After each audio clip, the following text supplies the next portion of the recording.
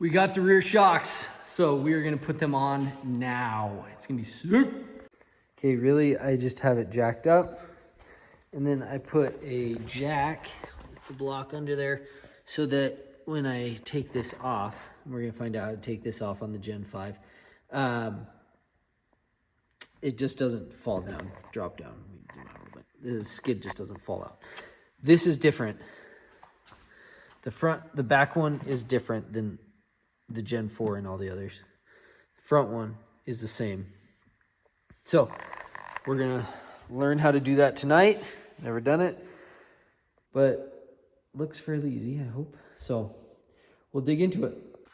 Okay, so those two bolts are out. Let's drop our jack that's kind of holding everything up. And look at that. How slick is that? It just drops right out. Well, that's gonna make changing tracks easy. Huh, cool. Oh, I didn't take the track tension off. Oh, we'll see if we can do without it. Doing that. All right, so next I'm gonna take this apart. I think I just have to take off this clip here, and then this should slide off. And then we'll get these bogies off and go from there. All right, so I got all this stuff out. Most of the things that held this together were 13s. Actually, I think all of them were 13s. So now I'm gonna start working on getting the front shock out. Bolt here, it's a 13. One up there, I haven't found out yet. I'll let you know in a minute when I have it out. Okay, I got this shock out. I did have to take some preload off of it. The bolts that held in the top was a 17 millimeter nut and a 16 millimeter bolt. And then 13s on the bottom. I'm pretty sure I'm gonna reuse these bogies. So yeah, I'm gonna start putting stuff in. I do think that I am going to not put air pressure in the shocks when I put them in, so I can maybe collapse them a little bit. So I'll put that in once they're in. I'll put the air pressure in when they're in. So I'll do the front shock and then the back. So I'll show you when I have the front one in. Okay, it looks like I may have to press this out just in the presser. You could probably hammer it out. I'm gonna set up these boards and just press this wheel off. Okay, I'm getting ready to put this shock back in. I'm putting the bolt in.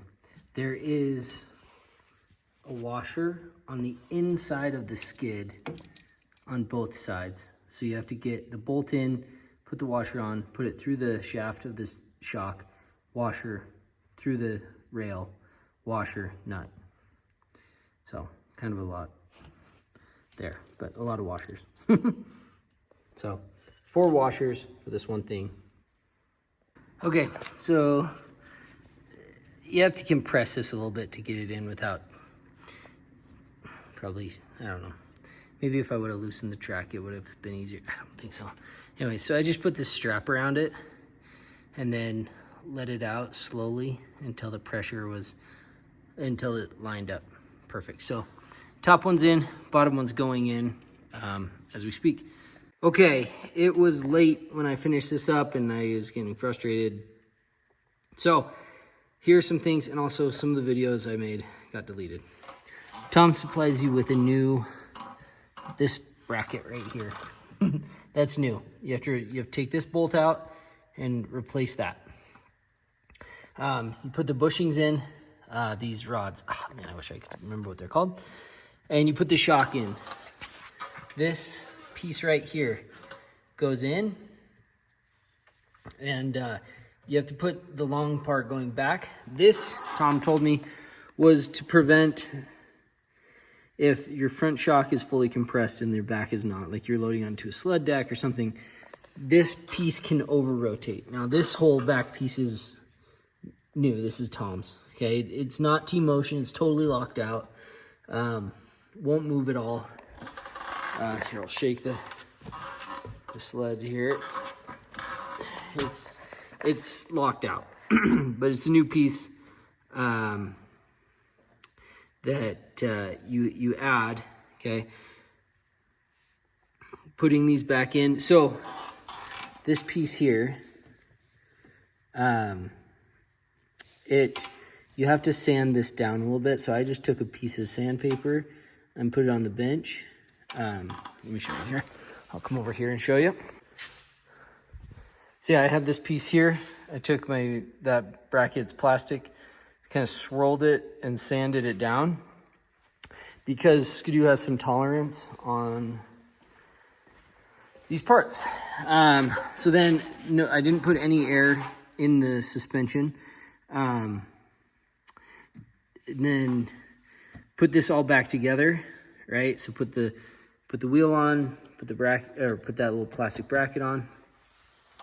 Tightened up these bolts, which are new from Tom, and then just lowered it back on to this, and then tightened these back on. And obviously before I did all that, I put the C-clip in. So anyways, this suspension is in. Let me know if you have any other questions. It's not a very hard install. After I figured out that you have to sand that down, it was fine. Okay, so we're just going up and down here. Everything seems to be good. I don't hear anything clicking or clanking or.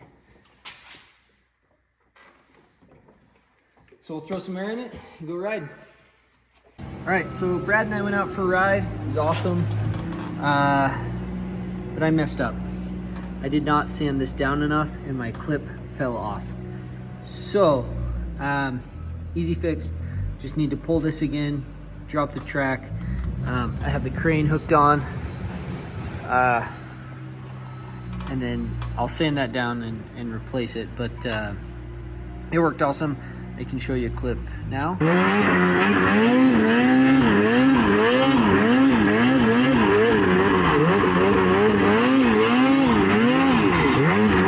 Anyways, great suspension. Had a lot of fun. We didn't ride crazy technical stuff or anything, but I'm gonna go ahead and pull this off. Again, it's just a 10mm bolt on each side, and then it just lifts off. So super easy. I'll show you when we get it out.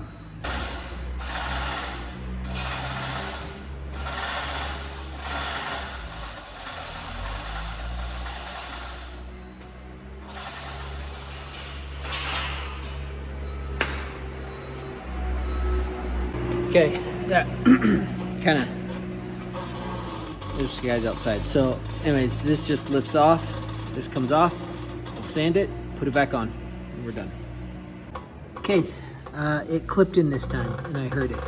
I may do the other side a bit more, just to make sure it's good. So yeah, I'll show it to you when it's all back on, but I should be able to just kind of drop it down and it should slide in.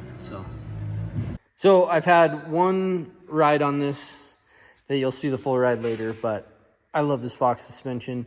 Tom's snowmobile, the guy knows a ton about suspension, especially SKIDOO suspension.